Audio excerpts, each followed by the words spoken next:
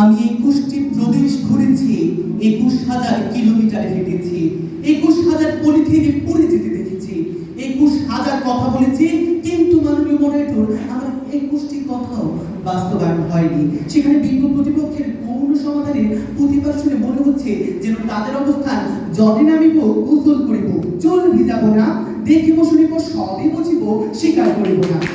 আর moderator বিচার করে বিক্ষোভ প্রতিপক্ষ এবং যারা শুনছেন সকলকে জানাই সাদর সম্ভাষণ। বিতর্ক চলছে নির্ধারিত বিষয় পলিথিন ব্যবহার বন্ধে আইন ও সচেতনতা বেশি জরুরি। বিপক্ষে বলছে মাননীয় মডারেটর সুন্দর একটি প্রশ্ন, দগ পাখিটি কেন বাঁচেনি?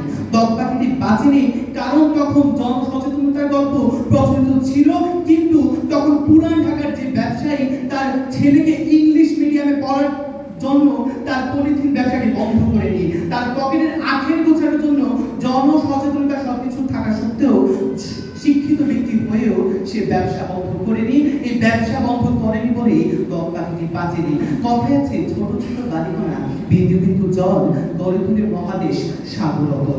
আজ এই বিন্দু বিন্দু কারখানা সাগরের অতলকেও ছাড়ছে না বিক্ষোভ প্রতিপক্ষ।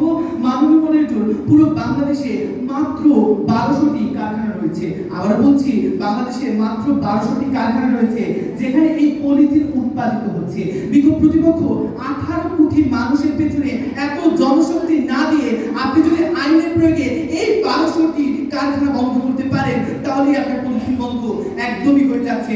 যদি জ্বরকেই পাওয়া যায় তবে মানুষকে বাঁশি বাজিয়ে বোঝানোর দরকার হয় না। বিক্ষোভ প্রতিপক্ষ আইনের থাকলে সচেতনতা শুধু লাউয়ের বাগায় ঘাস খাওয়ানোর গল্প মাত্র। বিক্ষোভ প্রতিপক্ষ মাননীয় মডারেটর আর কতদিন শুনতে হবে নীতি নৈতিকতার গল্প?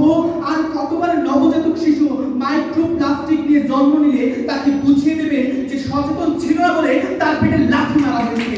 আর কতদিন মাননীয় মডারেটর আইনের প্রয়োগের ত্রুটিকে সচেতনতার ত্রুটি বলে চালিয়ে দেওয়া হবে?